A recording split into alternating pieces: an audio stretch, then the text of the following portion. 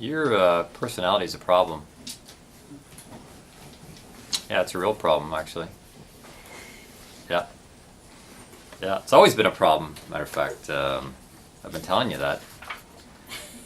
Yeah, I know you've been taking lots of supplements and doing lots of yoga, and I've seen those new yoga pants you got. You know, all the energy work you're doing. Even that expensive Japanese mattress you got with all those magnets in it. Your personality's still a problem. Yeah. Yeah. Remember I started telling you that back in the fall when I was doing that series on health and well-being? Yeah. Your personality's the problem. Actually, I've changed since then. I've changed a little bit. Your personality is not the problem.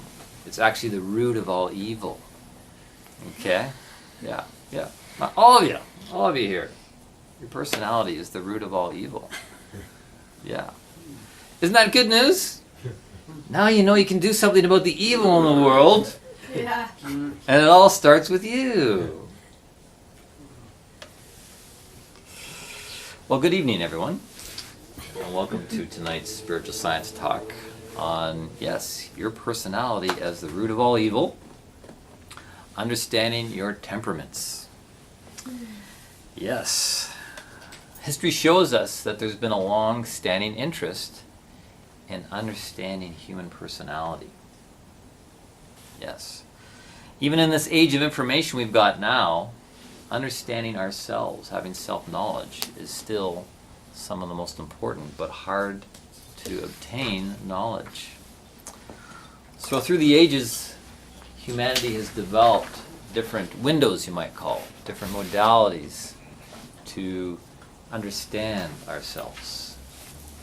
All quite familiar, I'm sure, with astrology as a science where people can study your natal chart, horoscopes, the 12 houses of the zodiac, and see, which sign that you're under. It might be a water sign, air sign, fire sign, earth sign, and get a sense of what you're made out of based on those 12 patterns. Then there's the Enneagram. Has anyone here had their Enneagram checked? It's another ancient form of personality testing developed through the Sufi system. Gurdjieff brought it from ancient time into more modern times, working with a 9-pointed star that allocates people into different patterns of personality. Then there's also the Zen dynamic personality test. That's a combination of Chinese elements and Buddhist psychology. Ayurvedic system has the 3 doshas of the Vata, Pitta, and the Kapha, looking at how the different physical constitutions express emotions and mentality in a different way. Very interesting, bringing a correlation between the physiology of your makeup and how it's expressed in the life of the mind, and in fact acts as an individual blueprint for health and well-being. Then more modern times, we've got the Myers-Briggs type indicator, which is based on Jungian's 4 archetypal types, developed into quite an elaborate system back in the 19-teens. And then there is what's known as the temperaments, which comes out of the ancient Greek times. That may actually predate the classical Greek period, but it was first developed by the Greek physician Hippocrates as a medical model for assessing people's personalities and therefore their physical constitutions. And he was originally called the Four Humours, and the principle behind it was that your personality or your mood or your disposition was based on the fluids in your body, the blood, the biles, the liquids running through your body determined your humor. So that's where we get the origin of the term of someone being, good-humored or bad-humored. It was really based on what was going on in the fluids in their body. And they named these four humors the sanguine, the choleric, the phlegmatic, and the melancholic. And in a nutshell, the sanguine was considered the enthusiastic, active, social type. And the choleric was the short-tempered, fast, and irritable type. And the melancholic was the analytical, wise, and quiet type. And the phlegmatic was the relaxed and peaceful type. So it's interesting how back then they were looking at how your physical body, and we'll talk about where the physical body came from in a moment, but that your physical makeup actually determines something of your character. And that, the personality was an expression of what was going on in the body. You look like you have a question. Well, you said that your physical makeup would determine something in your character, but isn't it your character determining the physical makeup? No. In this system, it's really, it's based on the biles. So the liquid's determining. Mm-hmm. Oh, I see. Yeah, what's going on in the mood and the expression of your being.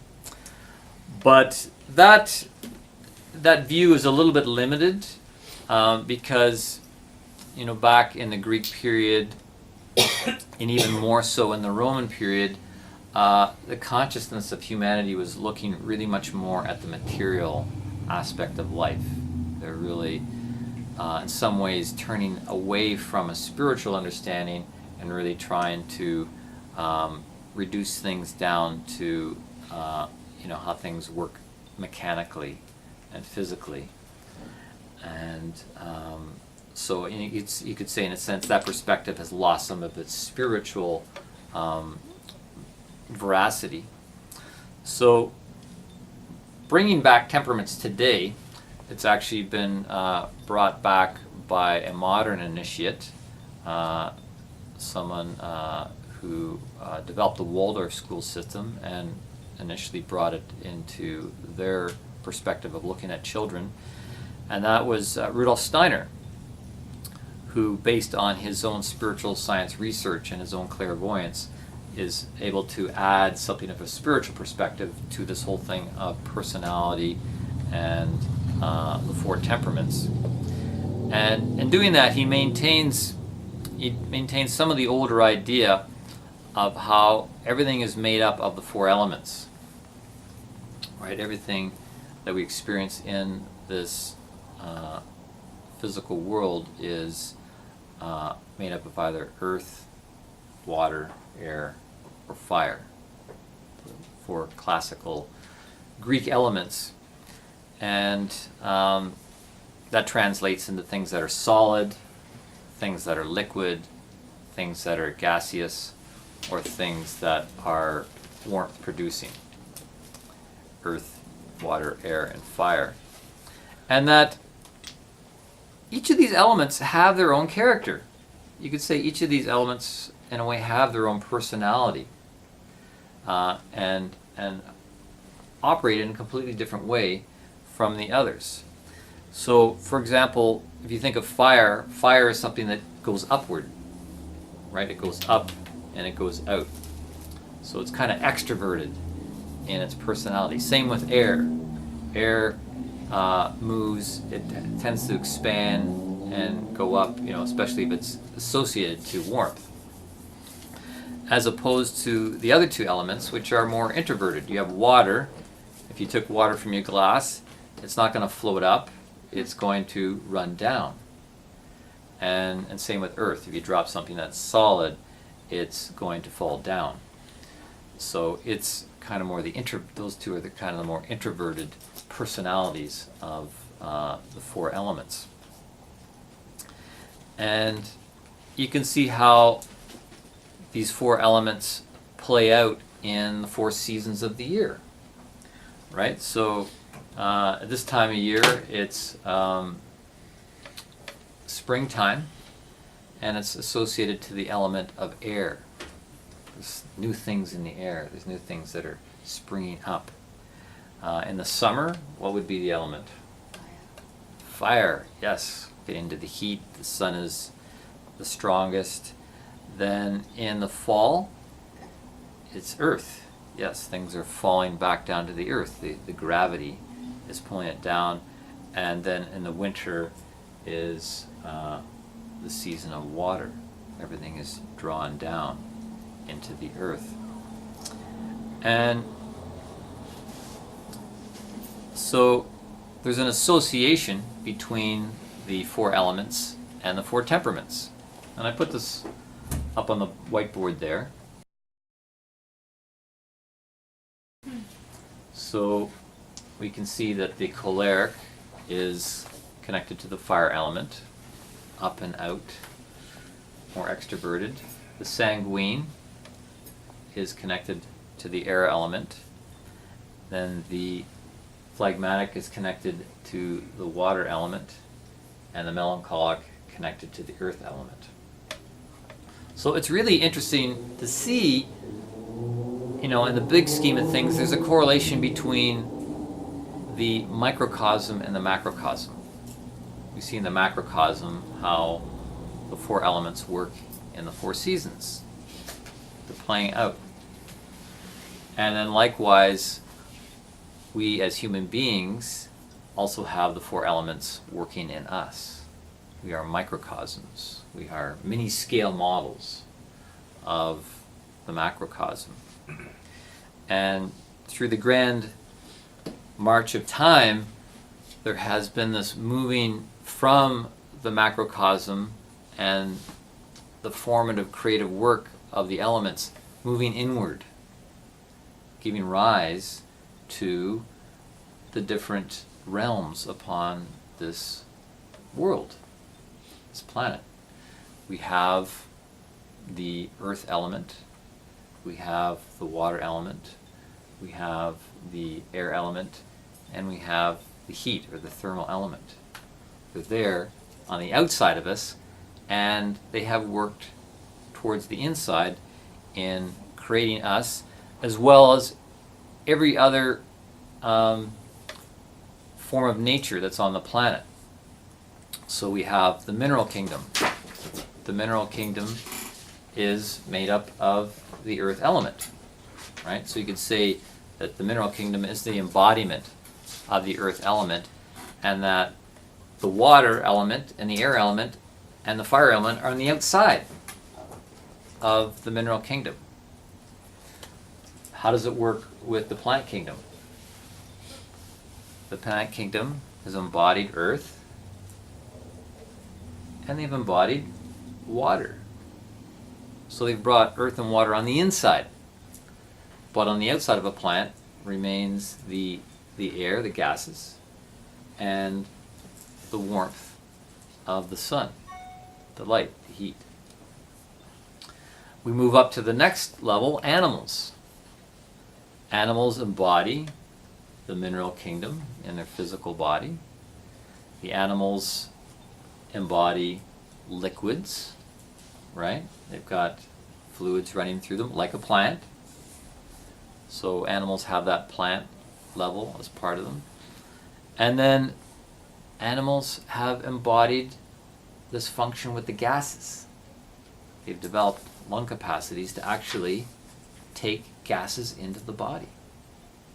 But the fire, the heat, remains on the outside of an animal. They've got 3 out of 4. Then, last but not least, is you. And you. Everybody here that's human has embodied the mineral realm into the physical body. And then we have also embodied the water. We contain water. We have to drink water, just like we have to eat minerals, food. And then we also have this function that can absorb gases on the inside. And then finally, at the highest level, we have light. We have brought light into us. Light as in light of consciousness. So if I were to break this down just a little bit more into esoteric terms, within the spiritual science perspective, we are a fourfold being that has a physical body.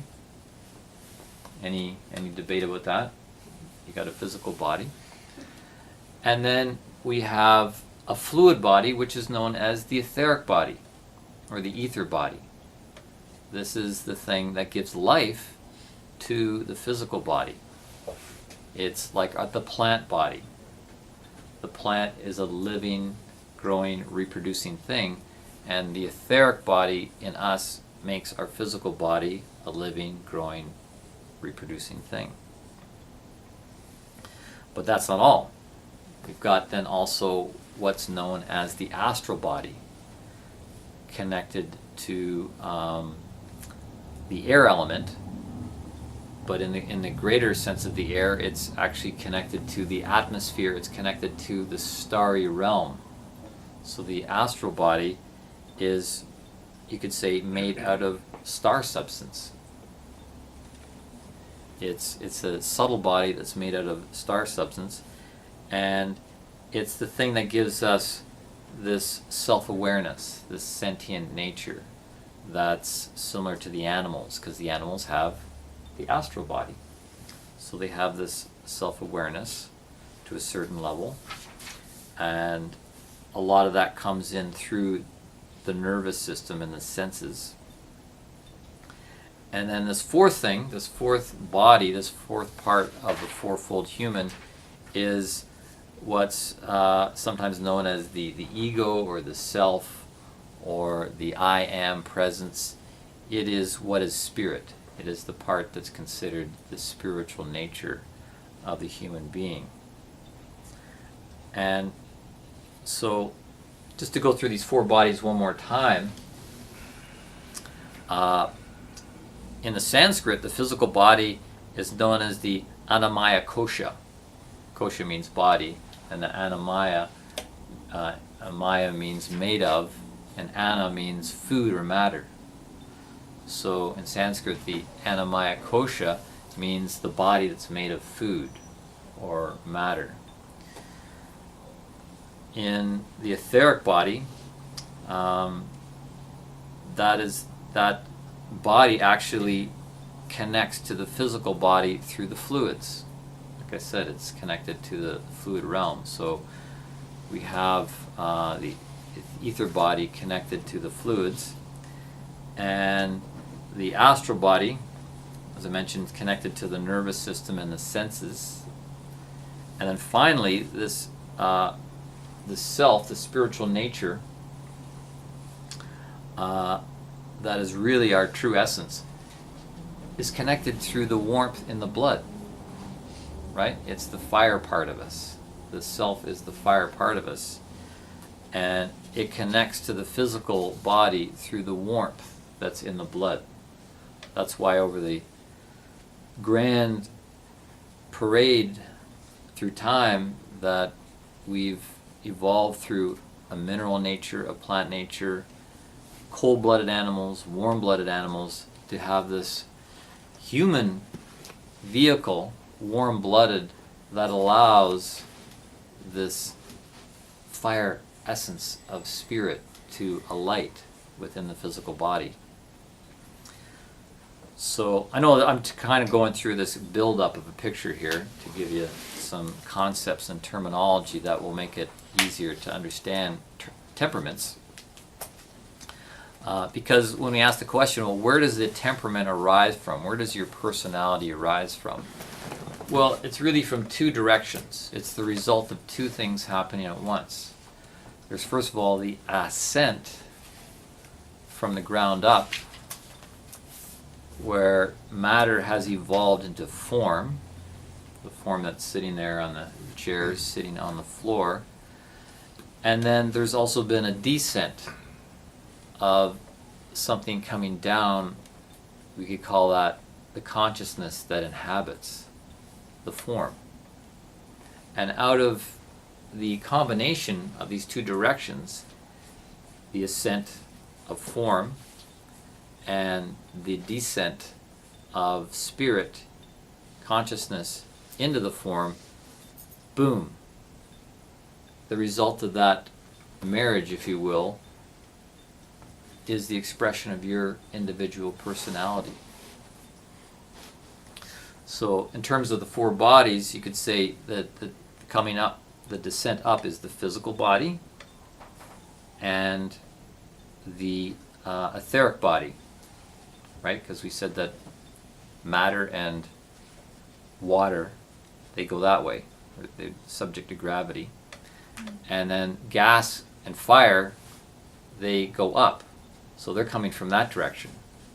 You've got the physical and the etheric ascending up, while you've got the astral, the star body, and the fire of spirit descending down into it. To give you a quote here from Rudolf Steiner, he says, "There is an intermediary between what is furnished by heredity and what is brought over from earlier earth lives. This intermediary has the universal qualities provided by family and race, but at the same time is shaped by our individual spirit. That which arises in between the lineage of heredity and the individual spirit is called the temperament." So there you have it. The temperament is a result of these two different directions coming together. So from below, it's your lineage, it's your heredity, it's your genetics. That stream, that genetic stream that you came into, carries all that information. And then when you incarnated into that body, you brought something of your individual spirit, and you could say your individual karma. And in the middle of those two, boom, is the resultant temperament. So just to take a moment to talk about this thing of multiple lives or reincarnation, because within this model I'm presenting tonight, that is a consideration, that we have repeated lives and that we come back to have different experiences. We come back to have different experiences as different personalities. You are an individual spirit, but you come in and take on different personalities. Why? To have different experiences, different opportunities, different environments to round yourself out, to build yourself up, round yourself out in the development of wholeness and so forth. So within the usual ideas around reincarnation, you come back as a male, come back as a female, come back as a male, come back as a female. You go through this swing of duality. So you experience things from both sides. I think of that little poem, Tinker, Tailor, Soldier, Sailor, Rich Man, Poor Man, Beggar Man, Thief. Dr. Baker, Fine Shoemaker, Wise Man, Madman, Taxman, please, how can I know just what to be? It's sort of like a little reincarnation nursery rhyme. It's like, yeah, you come back as a rich man, poor man, beggar man, a thief, tinker, tailor, soldier, sailor. Why? To have all these different experiences on what I call the spit of life. We're all kind of like on the spit of life, rotating over this fire. So we're getting cooked on all sides. We're getting forged, just done right. So you're al dente and not overcooked, but just tasty by the time you get through this. So,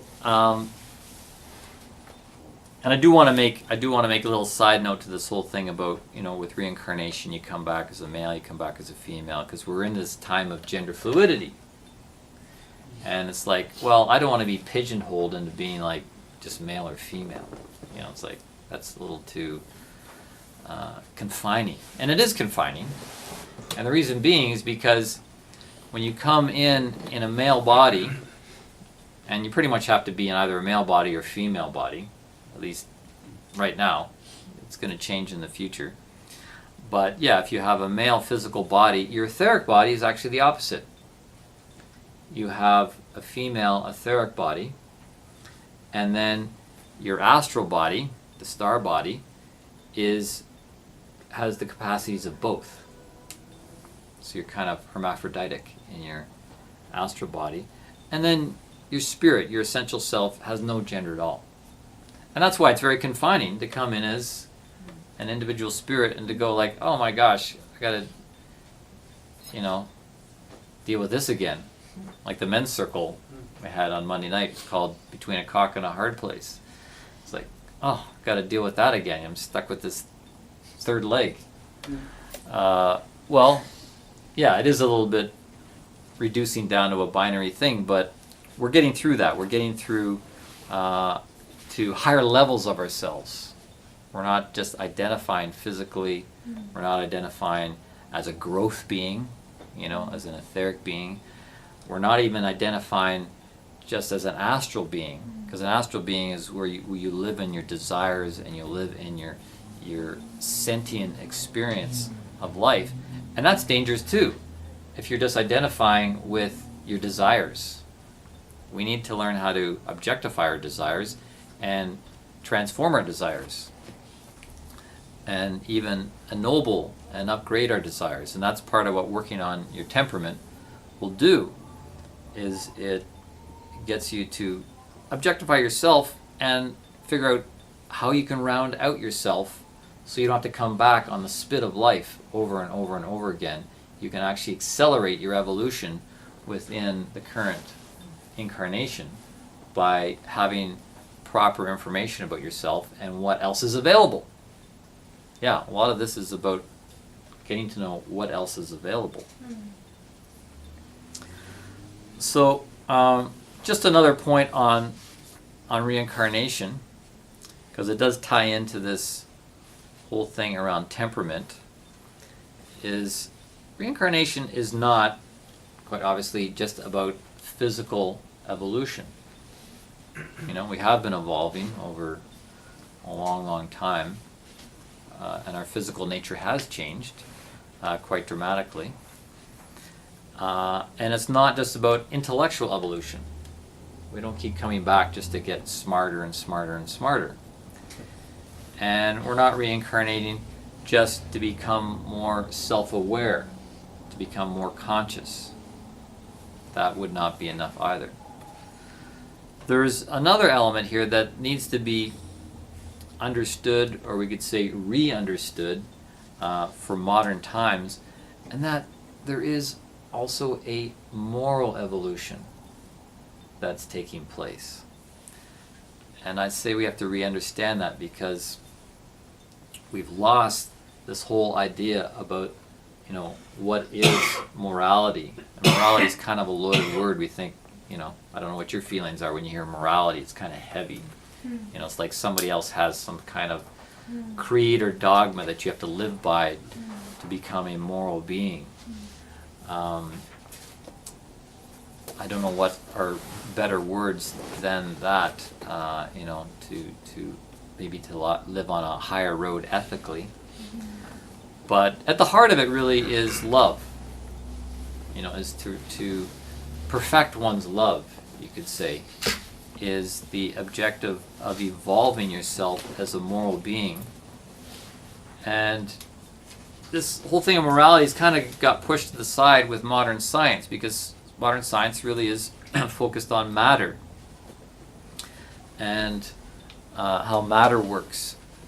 And they think that consciousness and rational thinking is all a product of the brain, right? So there's no ghost in the machine, so to speak. There's no spirit. There's nothing but physical nature. So this whole thing about morality is kind of just regulated to the religious world. If you're affiliated with religion, then you'll get kind of your moral doctrines and dogma and preaching and whatnot. But that's rather unfortunate. And this is where spiritual science has a strength to offer to the world and to cultural evolution, because we can again bring back this idea, the ideas of science and our physical nature and how matter functions and whatnot, but to realize there's different stratas of existence, as I've laid out here on the board. There's different stratas to our nature, and at the highest level is the moral nature. And it does suggest that the universe produces things of moral capacity. We're living proof of it, right? We do have a moral conscience. I don't think it's just a product of the brain. You can even see it. You can see a lack of it, in our political realms, in our economic realms, and even our religious realms. There's, the morality's gone off the rails. Moral conscience is just gone, vaporized, and people don't think in terms of making good moral choices. There's so much greed that's governing our political and economic and even religious systems of the world, and as a result, people think it's just a heyday. Just squeeze money out of the stock market, squeeze stuff out of the fields, by spraying stuff and artificial fertilizers. I'm going to be talking about biodynamics in 2 weeks, by the way. Let's put a little advertisement in here talking about biodynamics and bees as alchemy of the land, because we're just raping the land, because there's really no moral conscience behind modern agricultural practices. And so, there's not, we've got rid of our religious, we haven't got rid of our religious systems, but they have kind of been pushed aside. And so it's kind of a free-for-all. But what's happening as a result? Look at what's happening as a result. Now, everything's being regulated by laws. More and more and more and more laws to try and control society, to the point where we are being over-governed by government. We think, we got all this freedom now. We don't have to follow the Ten Commandments. We don't have to do this ritual and that thing. But in that vacuum, where people are not governing themselves as moral beings, we've invited all these oppressive forces that are more and more controlling us. So we're not freer. We're losing the freedom because we're not asserting our own freedom to develop our own moral conscience and live by that. Mm-hmm. So,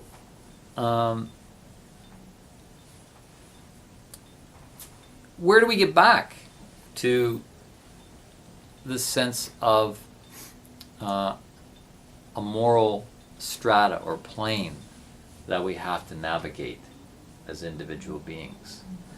Well, it comes back to a very, very old concept known as the working of karma.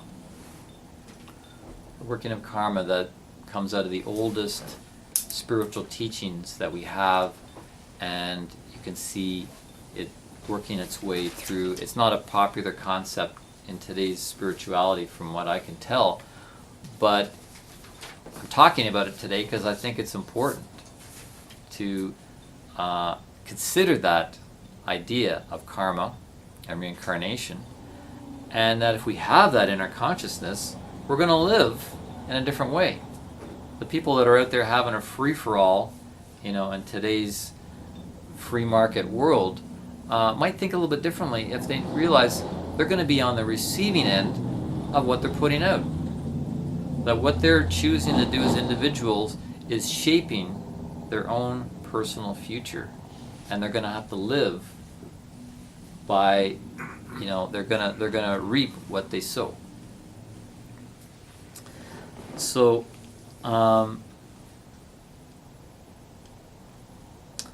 this whole thing of the workings of karma. Why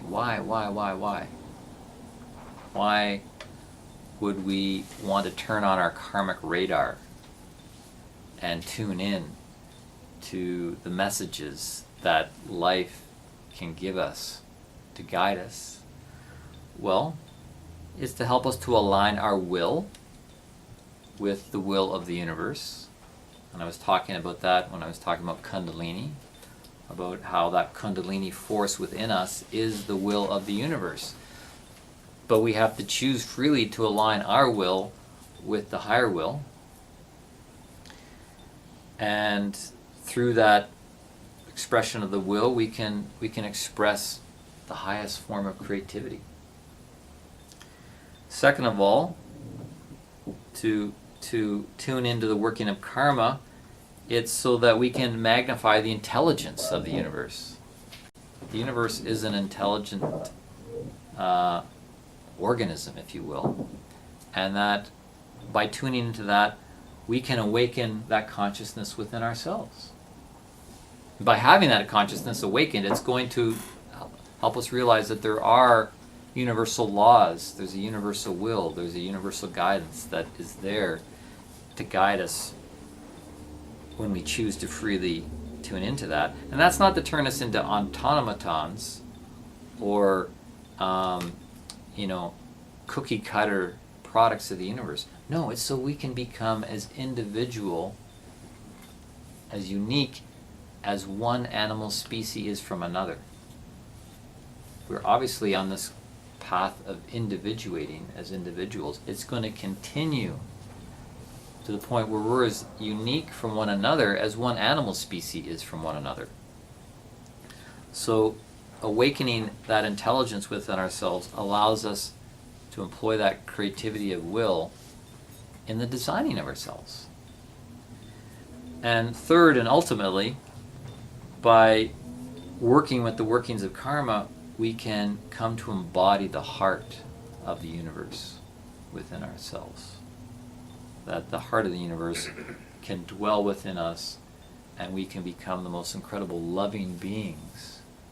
Because I believe that's what the universe is desiring to create. That's what the creative forces are all about. And that there is a heart to the universe, despite how science kind of reduces it to just mechanical laws.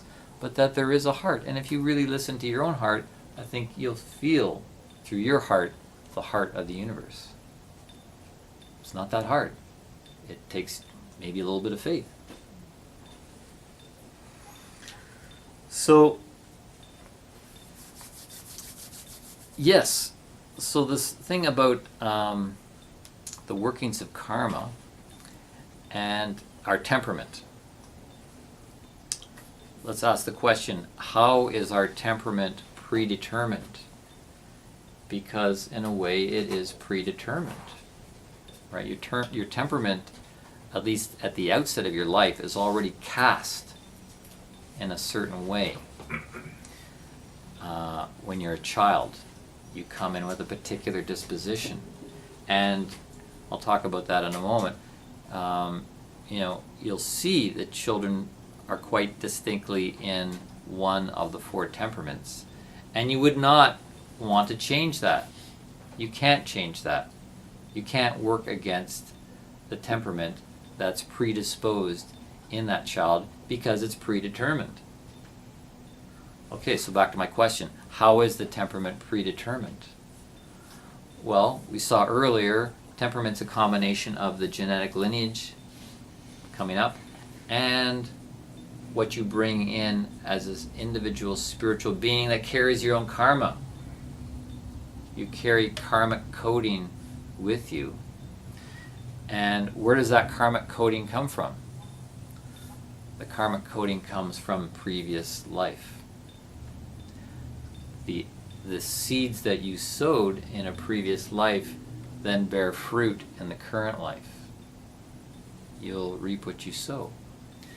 And it's very literal in that how what you create with your hands, your limbs, the will, right? What I do with the limbs, the fruit that comes out of my limbs as a growing being produces seeds.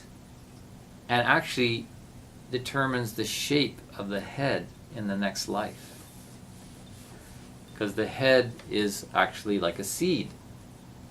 The karmic coding is in some ways, to a large degree, within the head, because the head is a seed. And just, I know I'm giving you a lot of information, but we're actually upside down plants. Humans are upside down plants.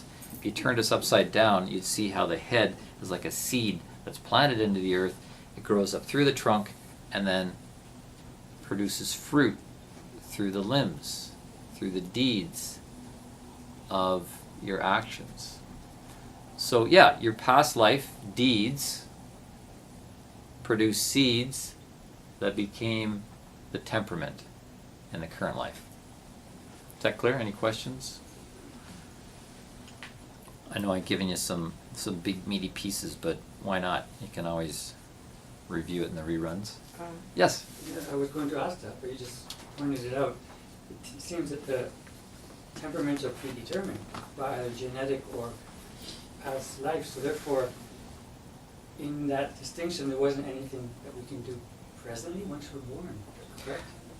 Is that... I was just saying, as a child, yeah, you're cast in a certain way. Now, there is definitely, that's just the palette, the basis to spring off of. And definitely, when you make it through the developmental years, then you have an opportunity to round yourself out. Jesse? Yes? How much does the environment affect the ability to move forward? There's all sorts of environmental factors, family, our surroundings, culture. Mm-hmm. Oh, there's immense possibilities if a person's awake to what's there in the environment, right? Because the elements are still in the environment, you could say. We still have earth, fire, air, and water on the outside that we can draw from in the formation of ourselves. Yeah. It's predetermined and predisposed, but then once we're on board, then we can start to make choices that will then bear fruit in this life, but also in the next life. Yeah, we really have to think in much broader spans of time than just the current life. And this is the problem with science, is just cut it down to one life, get what you can, and then it's over. It's really one-sided, and it's ripped off the moral balls, if I can coin a new phrase.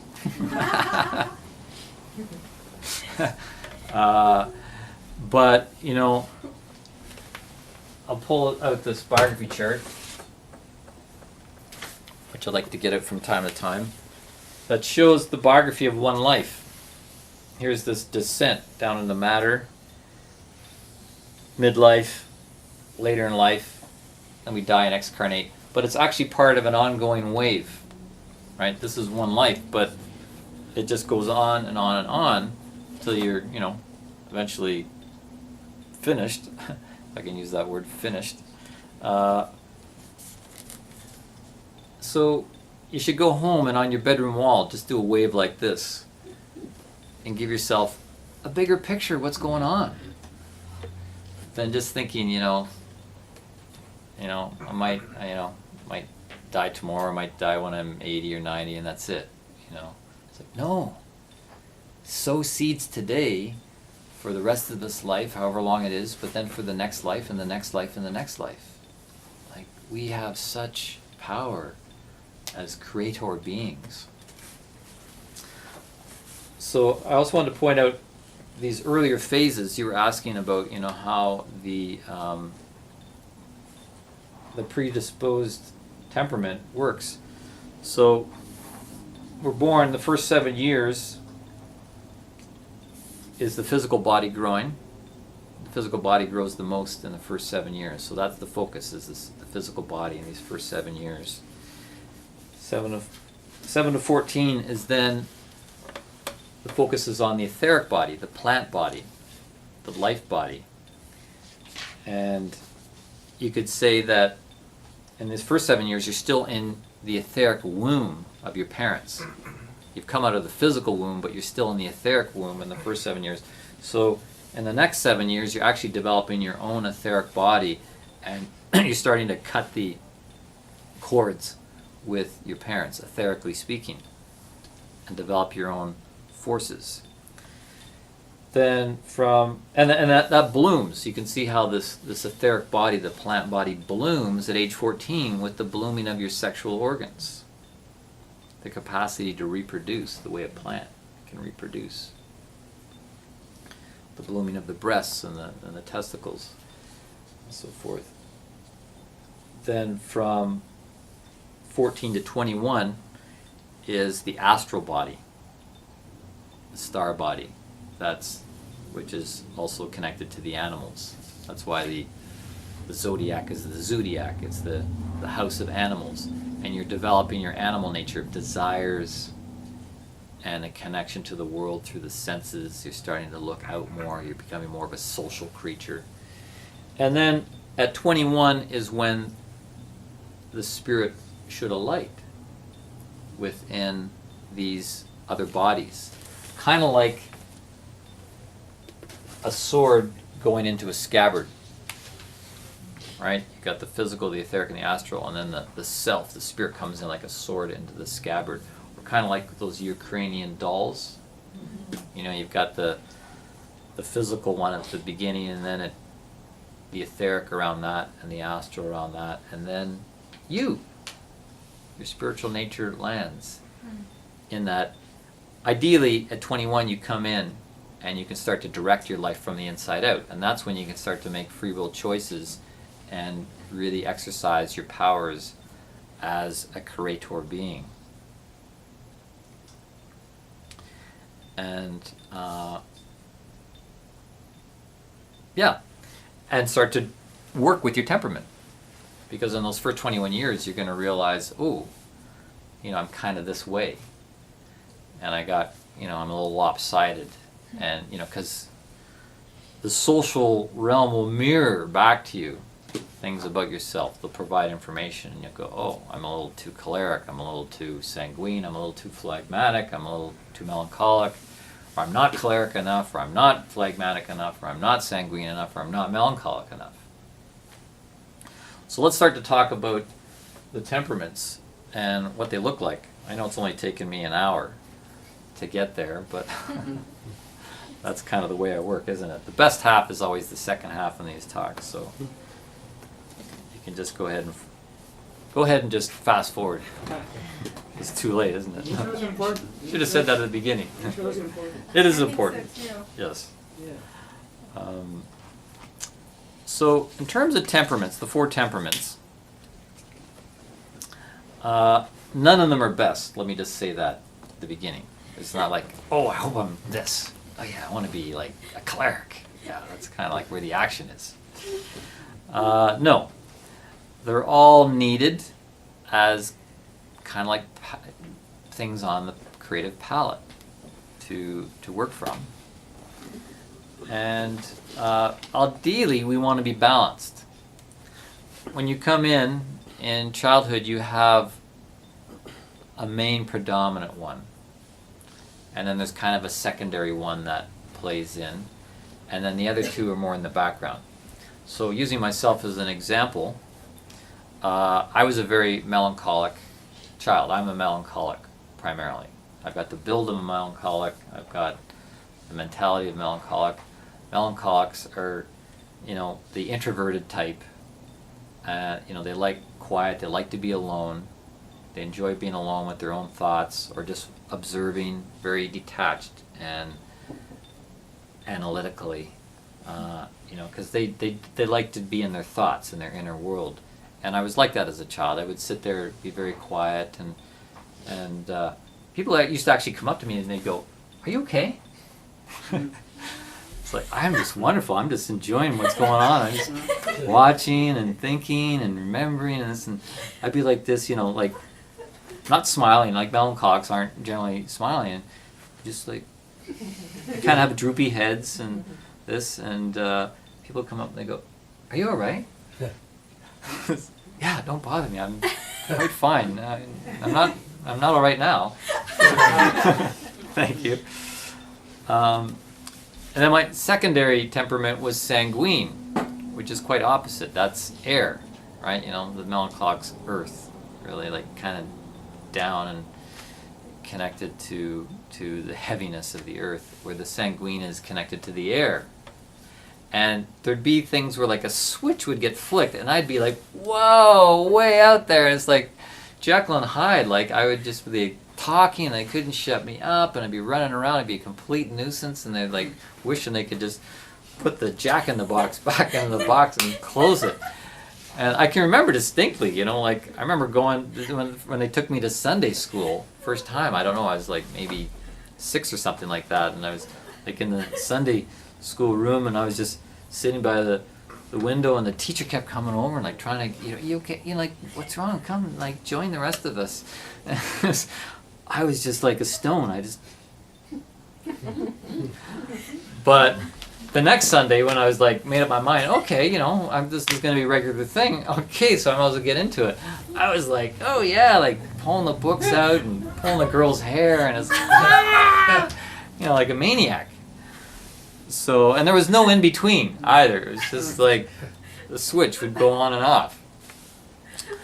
So this is what you see in childhood. You know, you see these extremes, and if you worked in schools, as I have in the Waldorf schools, working with children, you can pretty much identify the personality type, the temperament.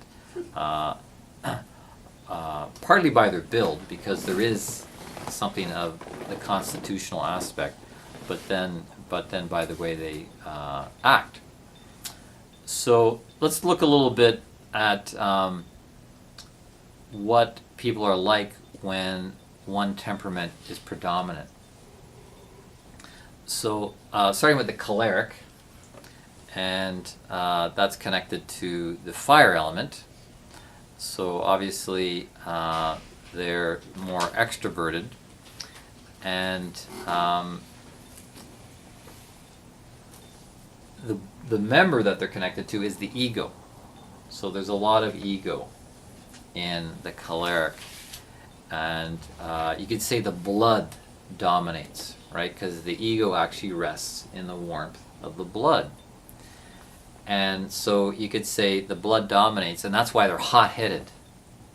You know, it's just like blood going to the head and they turn red, and you know, there's a lot of fire in their face, and they have a very forceful will. You know, like that ego is just out to do what the ego wants, because it's all about their ego. And I'm going to elaborate these temperaments a bit more in a moment, but then you have the sanguine, who's connected more to the air element, and the astral body. And of course the astral body functions through the nervous system and the senses. So the sanguine type is just really juiced on their senses, like they're sensory junkies. And they just want to go from one sensory experience to another, just like taking it in and having all these experiences. And the problem is they lack the ego's restraining influence. The ego is not there kind of like holding the wind down a little bit and harnessing the wind. If there was more of an ego presence, then there'd be more awareness. And there'd be more self-control, control from the self. But because there's that lack of self-control, there's no control over their thoughts, their ideas. There's just this flux that goes on depending on what the sensory input is. Which is why, you know, like it's really crazy to put kids in front of TVs, because I'll just mention another thing, like all children have a sanguine overlay. There's an overlay of sanguinity in early childhood. So you put kids in front of a TV, there's all this sensory input. It can be like people killing each other, or, you know, like there's all sorts of crazy stuff coming over the tube, and it's all going in, because kids are like little sponges. And then they're going to act it out. And they don't have this control, so they can be prone to a lot of problems with perception. Problems with perception that can lead to illusions and delusions.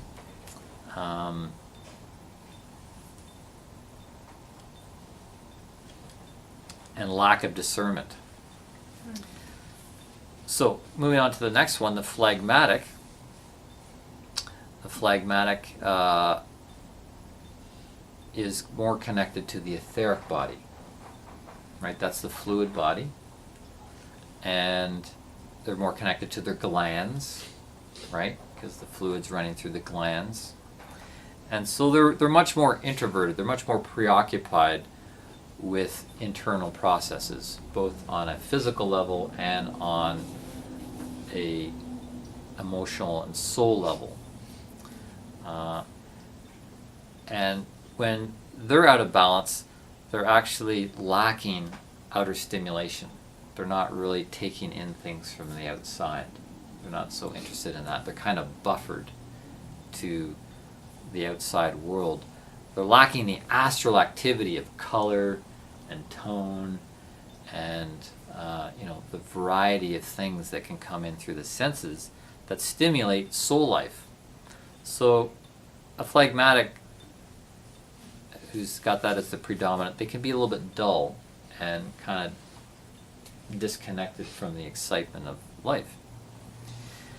And then, fourth of all, you got the melancholic. And the melancholic is most connected to the physical body. Right? That's the physical body that they are joined to the most. And that's the densest body, of course, right? The physical is the densest, predominating their consciousness. And so they don't feel like they have much control or mastery over things, right? Because they're just connected to this dense body, which is formed in a particular way, and there's not much plasticity to the physical body. So they kind of feel thwarted in life by this predominant awareness of their physical body. And as a result, they have trouble bringing will in. They have trouble bringing the will from the ego to really, stand up and shine some fire out into the world. And I being predominantly melancholic, I remember people telling me that. It's like, Jesse, you need a little fire in your life. Like, you just need to turn it up. You're like so quiet and like inward and walk around thinking, like you're so heavenly minded, you're no earthly good. So it was hard for me to bring my will in to do things. And I also lacking the astral body, the connection to the astral body with, the variations in things. You can get too black and white.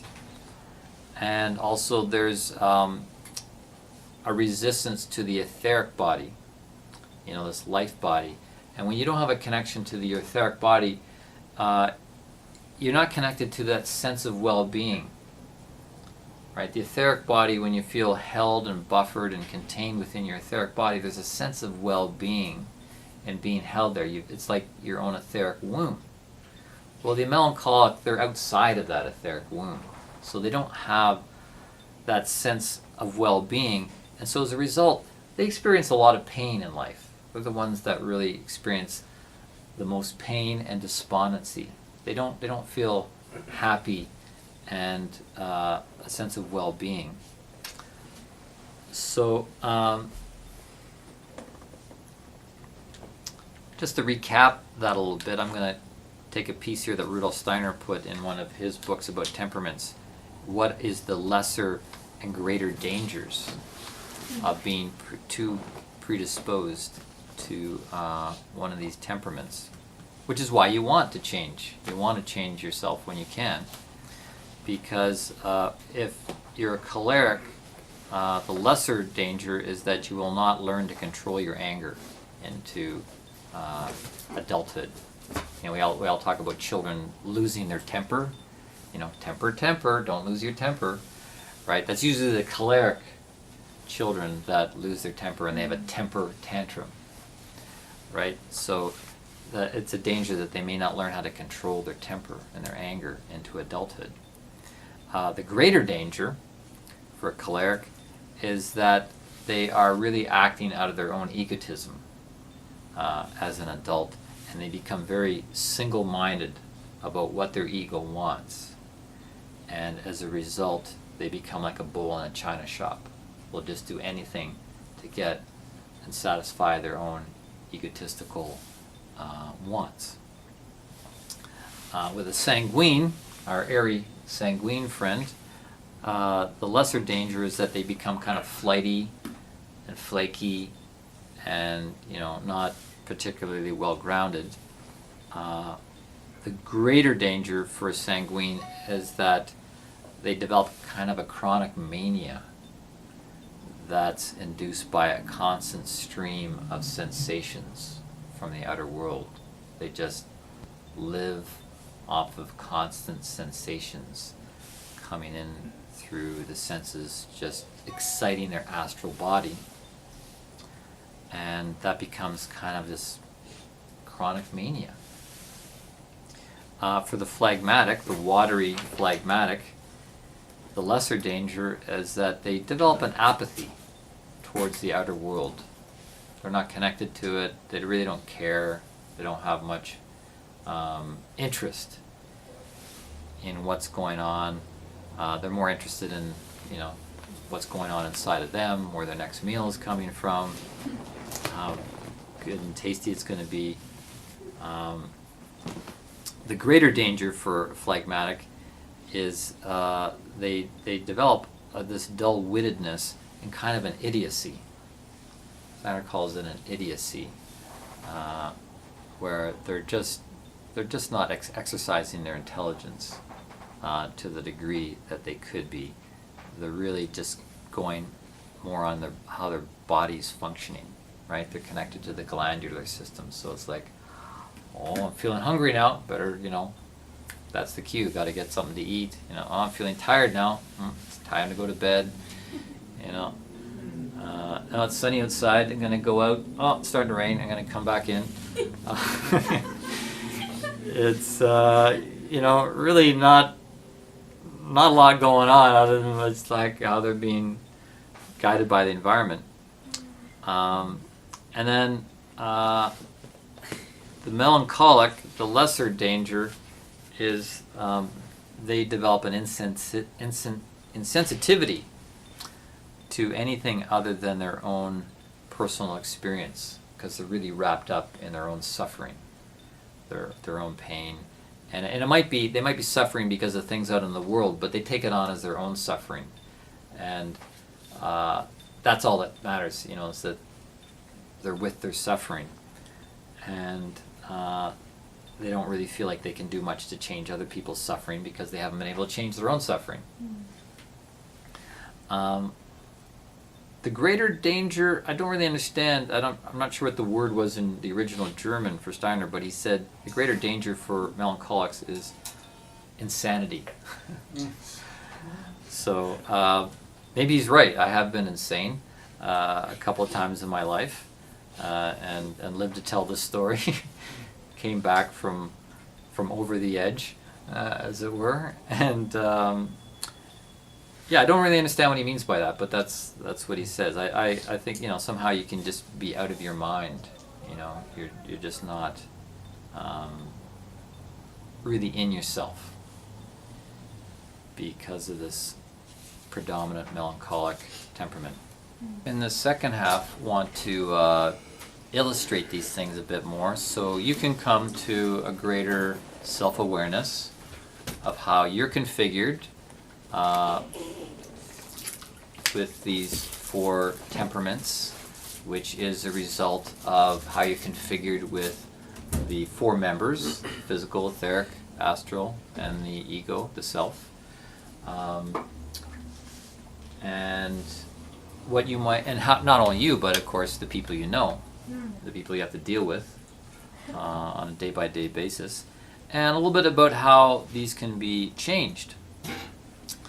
So I'm going to share an example I was sharing with Laura during the break. She wanted me to bring it to everybody because we were talking about how you would get someone to go to the park depending on their temperament, right? So say you had a choleric child who was like really into video games at home, and you wanted to get him out, get some exercise, go to the park. You say, oh, time to go to the park. Well, no, they don't want to go to the park, they want to stay with the video games. So you tell the choleric, let's go to the park and build a sandcastle.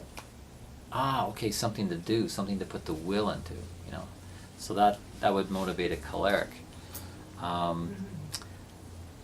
For a phlegmatic, you know, they're a couch potato, right? Watching the TV.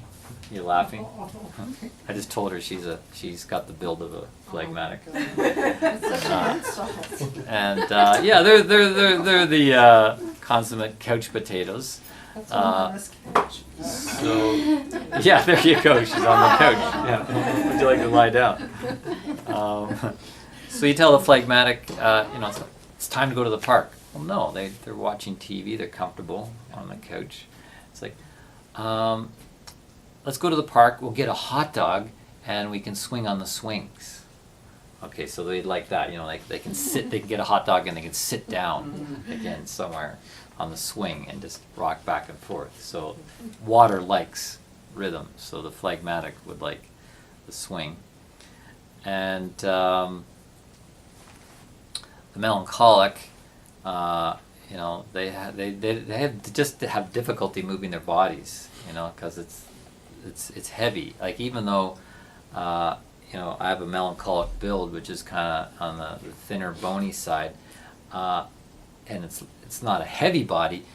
It's hard to move physically because it's lacking some of those etheric life forces and the astral animating forces and the fire of spirit. So for a melancholic, you could say, let's go on over to the park and we'll look at all the funny people. We'll sit and talk about all the funny people. They'll like that because, you know, that you know, their sense of pain will be kind of alleviated by looking at other people in pain, right? And that will kind of cheer them up in an odd way. So, and the sanguine, all you got to do is say, let's go to the park, and they're all set to go. You know, sanguine just want to blow through the park with the wind, like a kite. Other examples, I like the story Winnie the Pooh. You got these different characters. Pooh, very phlegmatic, right? Dum dum dum. He's just always trying to get the honey, you know, something sweet and tasty to eat. And then you got Piglet. What would Piglet be? Melancholic? No, that's Eeyore. Eeyore is the melancholic. Yeah. Yeah, that kind of sad donkey. Oh, really? Yeah. What would Piglet be? Sanguine? Sanguine. Yeah, he's like very flighty. Tigger would be that way too. Tigger's more fire. The bouncing. Yeah. Bouncing and- I would say Tigger would be the choleric. Yeah. And then you've got Christopher Robin. I like that story because it's like there's Christopher Robin, and these are manifestations of his four temperaments. Like he's living a life with the four temperaments within himself as the human boy. Mm-hmm. How about Seinfeld? Everybody knows Seinfeld, right? Seinfeld's kind of that melancholic type, right? It's got the melancholic build, and it's like always kind of like a little bit, oh, you know, like everything's very irritating to him, you know, like he just can't get connected to good things in life, right? So yeah, Seinfeld's the melancholic. What about Kramer? Choleric?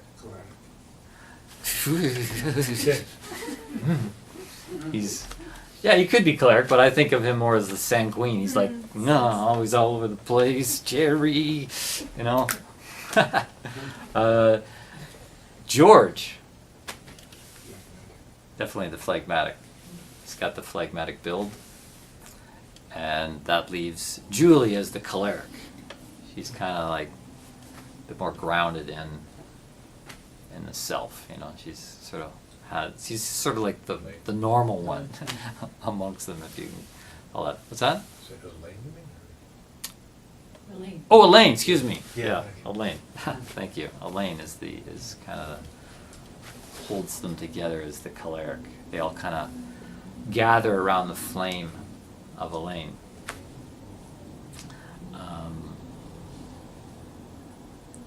Another example, here's a story about somebody walking through the forest and a tree falls down across the path, blocking the way. Well, the melancholic looks at the tree, turns around, and that's the end of the walk. There's a good excuse to just like not have to walk anymore. The phlegmatic, he stops, Sit on trunk. sits on it, pulls out his picnic, decides this must be the place to start eating. Enjoy himself. Like, we've walked enough. It's time to relax, right? It's like that. Sanguine leaps over the tree, keeps on going. And then the choleric gets a chainsaw, spends the rest of the afternoon cutting up the tree for firewood. Because the cleric's always thinking about the future. Gotta get things done. Gotta march on into the future. So would you say the sanguine would jump over the tree? Yes. Yeah.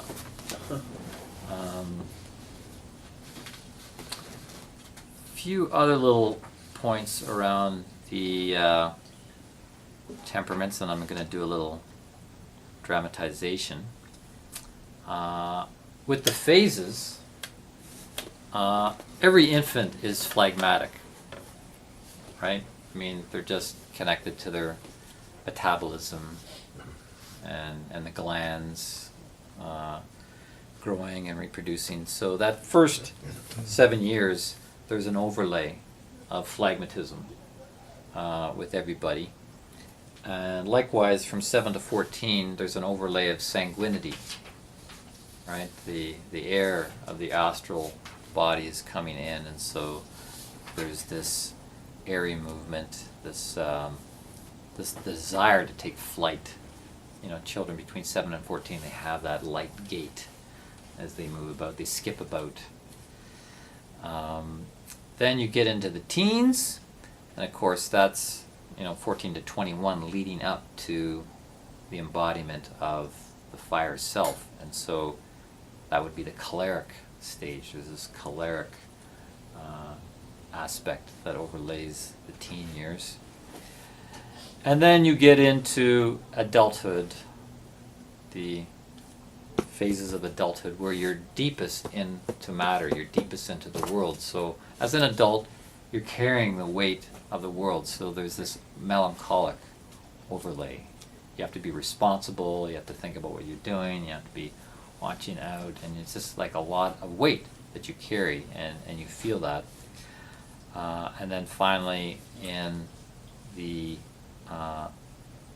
golden years, as an elderly being, it's a return back to the beginning, a second childhood. So there's this phlegmatic aspect of the senior years.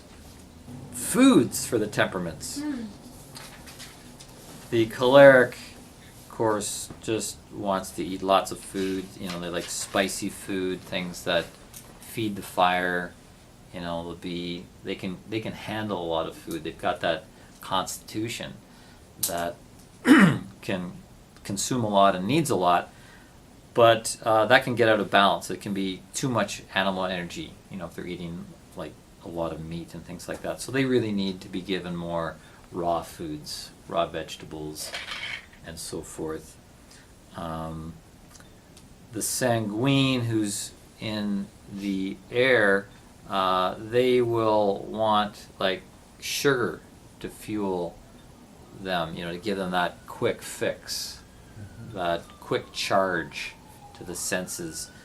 But the recommendation for them is actually dairy food, milk and so forth, preferably raw, if you can get access to raw dairy products, which I do, but it's going to court in a couple of weeks, and the hammer may come down, cutting off the raw dairy supply that is here in Ontario at this time, which would be a real shame because a lot of people depend on it for their health. It's far healthier than the commercialized, pasteurized stuff. And yeah, for my sanguine nature, it brings a nice placidness to me. I have a glass of raw milk before going to bed, and it just knocks me out. I sleep like a baby. Yeah, rather than having sugar before going to bed. The phlegmatic, they like to eat a lot. The problem with them is they tend to eat too much because they just really enjoy the comfort that food gives them. But they are the ones that should be given more spicy foods. They need more fire in their system, more fire in their blood that will fire them up. So they need foods that stimulate their system and get them a bit more outgoing. And then the melancholic, they need to feed themselves right because they're sometimes living it too much off the bone, and they need sweet. They're the ones that need sweet that will give them that extra fuel to get going, to get outgoing. And it needs to be balanced with good proteins as well. Proteins and sugars need to go hand in hand. When you're working with temperaments, this could be with adults or with children, and I learned to do this in the classroom in the Waldorf School, is to group them in certain ways. And there's two approaches to this. Because if you have people that are children that are extreme temperaments, and you want to help them change, not to force it, but just to bring some more balance, the first thing is like cures like. So you put like temperaments together, right? So you put two cholerics together, or a group of clerics together. They're all vying to be the leader and the most outspoken, and it just gets tiring after a while, them all clamoring to be the big light, and so they start to simmer down because of the clashing and so forth. Same with the sanguines, like they're all over the place, and it just becomes a bit tiring for them, and they need to, eventually they need to center and ground. The phlegmatics group together, it's very dull, right? Like they're just looking at each other very, quietly, and like they eventually, the pendulum swings and they need some excitement, and they're gonna get out of there and move and join with the sanguine. Like the phlegmatics and sanguines are good together. Like the phlegmatic will ground the sanguine, and the sanguine will amp up the phlegmatic. The air and water working together, right? Air on the water will ripple the water.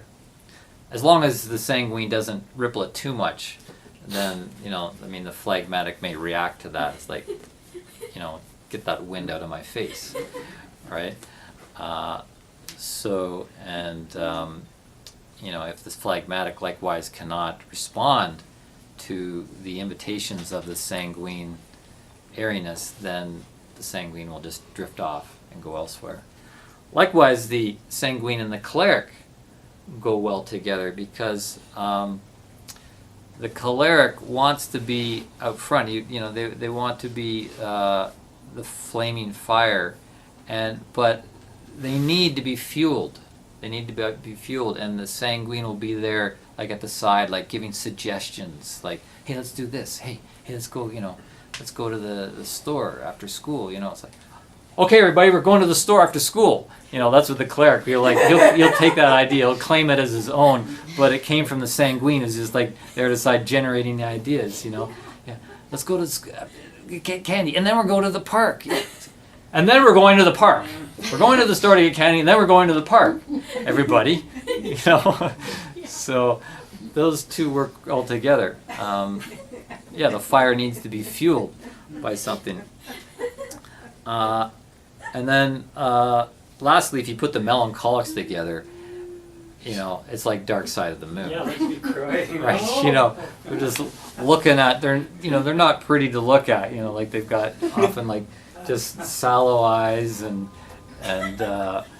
you know, there's a lot going on inside, mind you, but they're not really quick to bring it out, you know, like they need someone to pull it out. So, you know, it's just going to be too painful. A grouping of melancholics is just going to be over the top painful that they're just going to be screaming for some relief from that. A melancholic will respect someone who else seems to have experienced pain in their life.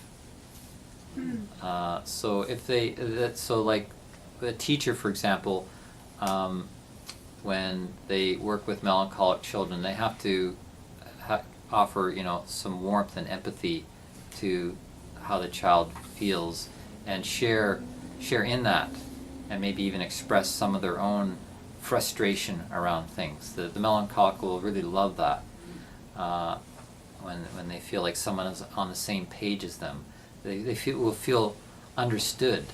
Melancholics don't feel understood. They've got deep thoughts. They're the deep thinkers, really, and they make good counselors. They don't necessarily want to be out front, but they would be kind of like the wizard that's the counselor to the king. The king's the choleric, and then the wizard's there, you know, with his he lives in his cloak and whatnot, and he comes and he advises the king, you know, based on his deep esoteric knowledge. Well, that's what got me into psychotherapy. A, I was a melancholic, and B, you know, I was mixed up.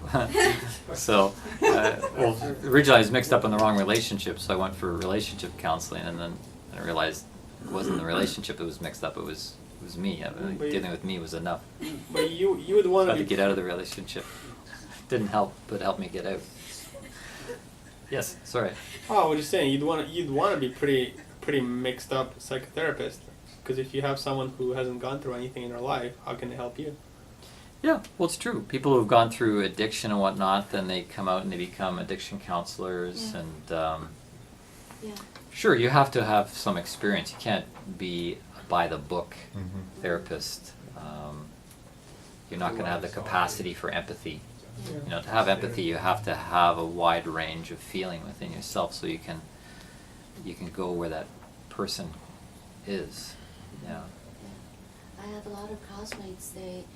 They stayed in shelters and homes, and they go to school and study child and youth care, so that they can help the other people. So then who would be the melancholics, you know, balancer out,